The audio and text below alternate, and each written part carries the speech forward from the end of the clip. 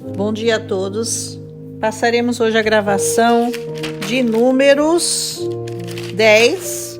Eu vou chamar de Toque a Trombeta em Sião.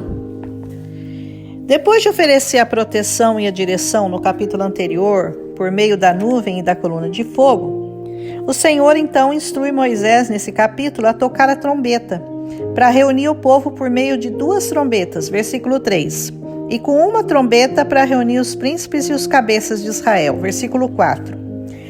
Isso mostra para nós que os ministros de Deus nos dias de hoje devem produzir comunhão no meio do povo e não divisão.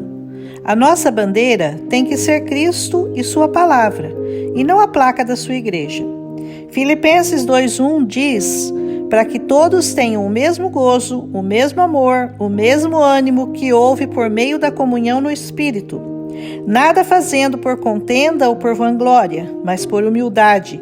Cada um considere o outro superior a si mesmo. Versículo 3.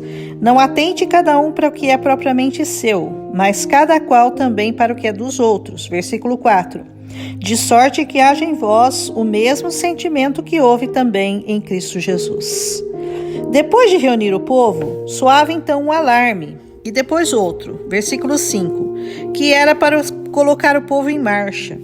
Isso significa que devemos motivar outras pessoas a servir a Cristo em santificação, honra e louvor.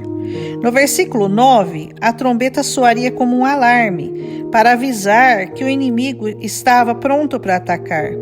Isso nos mostra hoje que devemos estar atentos quanto às astutas ciladas do diabo e estar sempre por perto do povo de Deus para ouvir a trombeta e ser salvo dos nossos inimigos. 1 Pedro 5:8 nos diz: sede sóbrios e vigiai, porque o diabo, vosso adversário, anda ao derredor, bramando como um leão, buscando a quem possa tragar. Portanto, seja vigilante, mas não tema, porque o seu Deus é poderoso para derrubá-lo.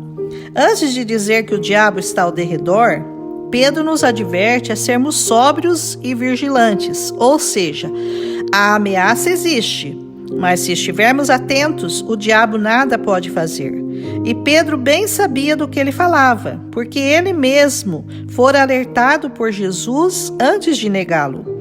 Lucas 22:31 diz assim: Simão, Simão, eis que Satanás vos pediu para vos ir andar como trigo, mas eu roguei por ti, para que a tua fé não desfaleça, e tu, quando te converteres, fortalece seus irmãos. Você já se converteu? Então fique atento, mas siga a sua jornada. E a seguir, esse capítulo nos ensina sobre as solenidades sagradas daquela nação. Versículo 10. Aqui, uma convocação para aquele povo adorar a Deus com suas ofertas queimadas e pacíficas. Hoje, a trombeta toca para que estejamos em comunhão na igreja, nas orações, nas vigias, nas intercessões e na santa ceia do Senhor. Não recuse esse convite, esse privilégio de poucos de estar na presença do Senhor, sabendo que Ele te escolheu antes da fundação do mundo, como está escrito em João 15:16. Não me escolhestes vós a mim, mas eu vos escolhi a vós, e vos nomeei, para que vades e deis fruto, e o vosso fruto permaneça, a fim de que tudo quanto em meu nome pedirdes ao Pai, Ele vô-lo conceda. Todo mundo quer dar fruto, né? É bom ser árvore frutífera. Só não esqueça que uma árvore, para ser frutífera, precisa de uma semente. E a semente precisa morrer e ser enterrada. Embaixo da terra é escuro, é quente, é apertado, é desconfortável. E antes que os primeiros galinhos apareçam para fora para serem regados e receber aquela água fresca, ela tem que criar raízes para baixo, mais fundo ainda. Esse processo é doloroso, mas só com raiz é que essa semente poderá então desabrochar e depois de tempos, sendo regada pela água da vida, que é a palavra de Deus, é que ela começará a dar os primeiros frutos. E lembre-se que os frutos dos 3 primeiros anos são de Deus. como já vimos nos capítulos anteriores. Só no 4º ano é que os frutos são bons para outros comerem. Tem gente que mal foi posto na terra e já quer ser árvore frutífera. Calma, tem um processo. Sinta-se feliz de ter sido uma semente escolhida. Vai para baixo da terra, enfrente o calor e a escuridão, para depois você ver brilhar o sol e ver que seus frutos darão outros frutos, belos e viçosos na lavoura de Deus. Lembre-se que estamos de viagem a um lugar que Deus nos falou que chegaremos se não desistirmos e se formos fiéis. Como disse o meu pastor, não é como começamos a jornada, mas como a terminamos que realmente importa. Estamos acompanhando aqui a jornada dos filhos de Israel, mas veremos que muitos deles não entrarão na terra prometida. Isso deveria nos servir de alerta, porque antes de chegarmos a Canaã, temos o deserto de Parã para passar, versículo 12.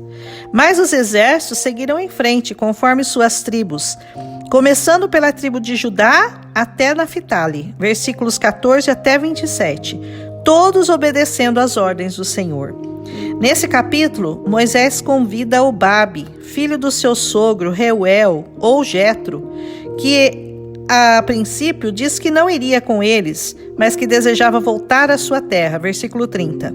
Mas Moisés insiste com ele e diz que o bem que receberiam do Senhor no final daquela jornada, ele também receberia, versículo 32.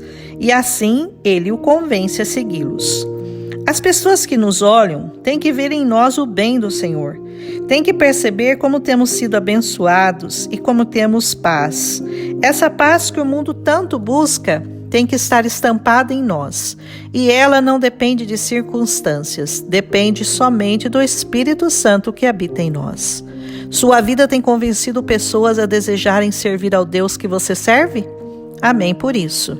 Então continue a lutar as guerras do Senhor. E como diz o último versículo deste capítulo, levanta-te, Senhor, e que se dissipem os teus inimigos, e os que te odeiam fujam de diante de ti. Versículo 35.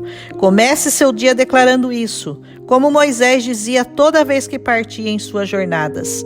E quando ele parava, ele dizia: volta ao Senhor para os muitos milhares de Israel. Versículo 36. Toque a trombeta em Sião e vamos seguindo em nossas batalhas, sabendo que o Senhor é quem luta por nós. Amém? Fiquem todos na paz do Senhor.